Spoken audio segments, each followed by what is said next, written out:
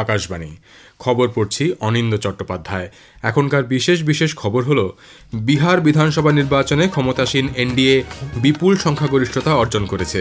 243টি আসনের মধ্যে 202টিতেই তারা জয়লাভ করেছে। আরজেডি নেতৃত্বাধীন মহাজোট পেয়েছে মাত্র 35টি আসন। প্রধানমন্ত্রী নরেন্দ্র মোদী বিহারে এনডিএর এই জয়কে সুশাসন, উন্নয়ন, সামাজিক ন্যায় বিচার এবং জনকল্যাণের বিজয় হিসেবে অভিহিত করেছেন, যা দেশের গণতান্ত্রিক প্রক্রিয়ার প্রতি মানুষের আস্থা আরও জোরদার করেছে। 7 রাজ্যের 8টি বিধানসভা আসনের উপনির্বাচনের ভোট গণনায় বিজেপি ও কংগ্রেস 2টি করে আসন জিতেছে। Aam Aadmi Party, PDP, Mizo National Front এবং ঝাড়খণ্ড মুক্তি মোর্চা জেএমএম 1টি করে আসনে জয়লাভ করেছে। প্রধানমন্ত্রী আজ গুজরাট সফরে 9,700 কোটি টাকার একাধিক উন্নয়নমূলক প্রকল্পের উদ্বোধন ও শিলান্যাস করবেন। ভগবান বিরসা মুন্ডার জন্মদিনের অনুষ্ঠানেও যোগ দেবেন তিনি। স্বাধীনতা সংগ্রামী ও আদিবাসী নেতা বিরসা মুন্ডার জন্মবার্ষিকী উপলক্ষে আজ জনজাতি গৌরব দিবস হিসেবে উদযাপন করা হচ্ছে। সুদানের শহর আল ফাশেরে গণহত্যার ঘটনায় নতুন করে এক স্বতন্ত্র তদন্তের বিষয়টি রাষ্ট্রসংঘ মানবাধিকার পরিষদে সর্বসম্মতভাবে অনুমোদিত হয়েছে। ভারতের এশা সিং আইএসএসএফ ওয়ার্ল্ড চ্যাম্পিয়নশিপে 25 মিটার পিস্তল ইভেন্টে ব্রোঞ্জ পদক জিতেছেন। আসছি বিস্তারিত খবরে। বিহার বিধানসভা নির্বাচনে ক্ষমতাসীন জাতীয় গণতান্ত্রিক জোট এনডিএ বিপুল সংখ্যাগরিষ্ঠতা অর্জন করেছে। 243টি আসনের মধ্যে 202টিতেই তারা জয়লাভ করেছে। নির্বাচন কমিশনের পক্ষ থেকে গত রাতে সবকটি আসনের ফল ঘোষণা করা হয়। রাজ্য সরকারের গঠনের জন্য কোনো দল অথবা জোটের প্রয়োজন 122টি আসনের। 89টি আসনে জয়লাভ করে বিজেপি বৃহত্তম দল হিসেবে আত্মপ্রকাশ করেছে। তাদের শরিক মুখ্যমন্ত্রী নীতিশ কুমারের নেতৃত্বাধীন জনতা দল ইউনাইটেড 85টি আসন জিতেছে। কেন্দ্রীয় মন্ত্রী চিরাগ পাসওয়ানের নেতৃত্বাধীন লোক জনশক্তি পার্টি রামবিলাস গোষ্ঠী 19টি আসন লাভ করেছে। প্রাক্তন মুখ্যমন্ত্রী জিতেন রাম মাঝির নেতৃত্বাধীন হিন্দুস্তানি আওয়াম মোর্চা সেকুলার 5টি আসন পেয়েছে। অন্যদিকে উপেন্দ্র কুশওয়ার নেতৃত্বাধীন রাষ্ট্রীয় লোক মোর্চা 4টি আসনে জয়লাভ করেছে। এনডিএ জোটের উল্লেখযোগ্য বিজয়ীদের তালিকায় রয়েছেন উপমুখ্যমন্ত্রী সম্রাট চৌধুরী ও বিজয় কুমার সিনহা, রাজ্যের মন্ত্রী প্রেম কুমার মহেশ্বর হাজারি ও সঞ্জয় সারোগী এবং বিজেপির মৈথিলী ঠাকুর। এদিকে আরজেডি নেতৃত্বাধীন মহাজোট বিহার বিধানসভা নির্বাচনে মাত্র 35টি আসনে জয়লাভ করেছে। এর মধ্যে রাষ্ট্রীয় জনতা দল আরজেডি পেয়েছে 25টি আসন ও কংগ্রেস 6টি। এছাড়া communist party of India, Marxist Leninist liberation 2টি, সিপিআইএম ও ইন্ডিয়ান ইনক্লুসিভ পার্টি 1টি করে আসন জিতেছে। সাংসদ আসাদুদ্দিন ওয়াইসির নেতৃত্বাধীন এআইএমআইএম 5টি ও বহুজন সমাজ পার্টি 1টি আসন পেয়েছে। আরজেডি নেতা মহাজোটের মুখ্যমন্ত্রী পদপ্রার্থী তেজস্বী যাদব ও সিপিআইএমএল লিবারেশনের সন্দীপ সৌরভ মহাজোটের উল্লেখযোগ্য বিজয়ীদের তালিকায় রয়েছেন। প্রশান্ত কিশোরের জনসুরজ পার্টি 1টিও আসন লাভ করতে ব্যর্থ হয়েছে। উল্লেখ্য, এ মাসের 6 ও 11 তারিখে 2 দফায় বিহার বিধানসভা নির্বাচনের ভোট নেওয়া হয়। রেকর্ড সংখ্যক 67.13% ভোট পড়ে। প্রধানমন্ত্রী নরেন্দ্র মোদী বিহারে এনডিএর এই জয়কে সুশাসন, উন্নয়ন, সামাজিক ন্যায় বিচার এবং জনকল্যাণের বিজয় হিসেবে বর্ণনা করেছেন। সামাজিক মাধ্যমে এক পোস্টে শ্রী মোদী জোর দিয়ে বলেছেন, এই জনসমর্থনকে সরকারকে জনগণের সেবা করতে এবং বিহারের অগ্রগতির জন্য নতুন সংকল্প নিয়ে কাজ করার জন্য আরও শক্তিশালী করবে। পরে নতুন দিল্লিতে বিজেপির সদর দপ্তরে এক অনুষ্ঠানে দলীয় কর্মীদের উদ্দেশ্যে ভাষণে তিনি বলেন, বিহারের এই ফলাফল উন্নয়নের রাজনীতির পক্ষে এবং স্বজন পোষণের বিপক্ষে। এই জয়কে তিনি বিহারের সেই সব মহিলাদের প্রতি উৎসর্গ করেন যারা আরজেডির আমলে জঙ্গলরাজের ভয়াবহতার শিকার হয়েছেন।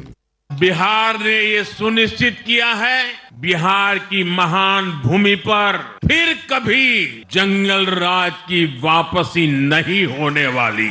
आज की ये जीत बिहार की उन माताओं, बहनों और बेटियों की है जिन्होंने सालों तक आरजेडी के शासन में जंगल राज का आतंक झेला है। ये जीत बिहार के उस नौजवान की है जिसके भविष्य को कांग्रेस और लाल झंडे वालों के आतंक के कारण बर्बाद किया गया।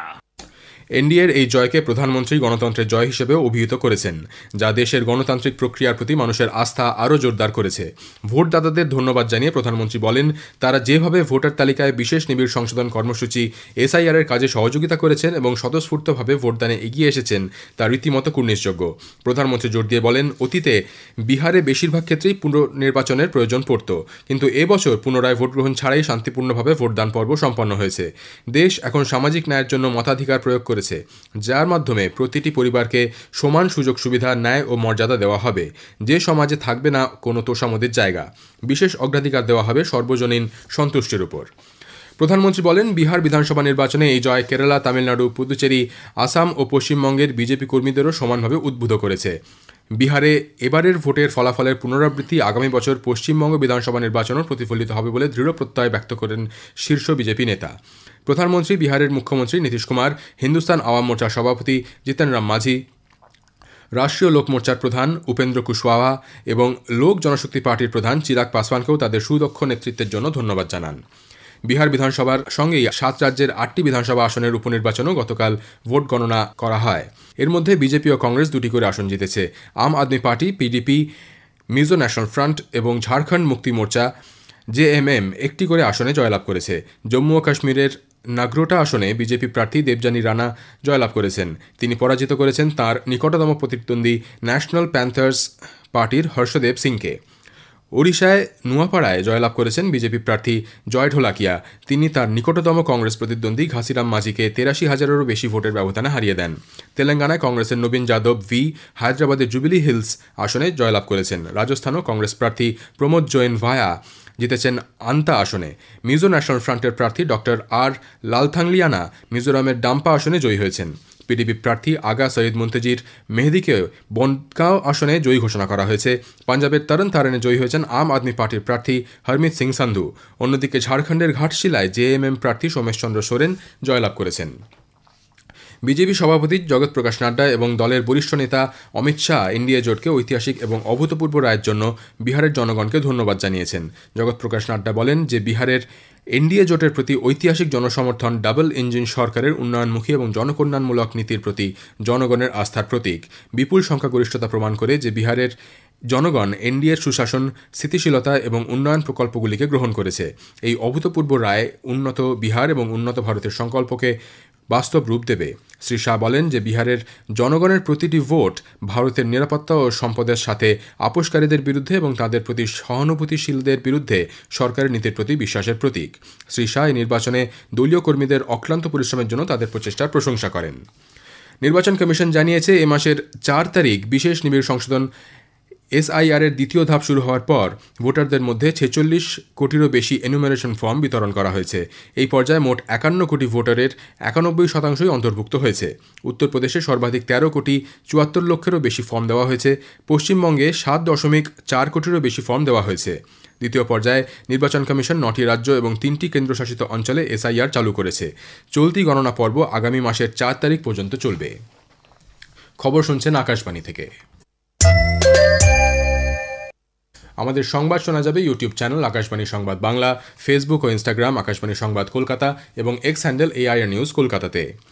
প্রধানমন্ত্রী নরেন্দ্র মোদী আজ গুজরাট সফরে যাবেন। সফরকালে শ্রী মোদী মুম্বাই আহমেদাবাদ উচ্চ গতিসম্পন্ন রেল করিডোরের জন্য সুরাটে নির্মীয়মান বুলেট ট্রেন স্টেশন পরিদর্শন করবেন।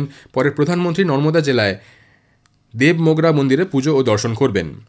দেদিয়াপাড়ায় ধরতি আবা ভগবান বিরসা মুন্ডার সার্ধ জন্ম শতবর্ষ উপলক্ষে আয়োজিত অনুষ্ঠানে অংশ নেবেন তিনি। সেখানে 9,700 কোটি টাকা মূল্যের একাধিক উন্নয়নমূলক প্রকল্পের উদ্বোধন ও শিলান্যাস করবেন তিনি। এক জনসভায় তার ভাষণ দেওয়ার কথা রয়েছে।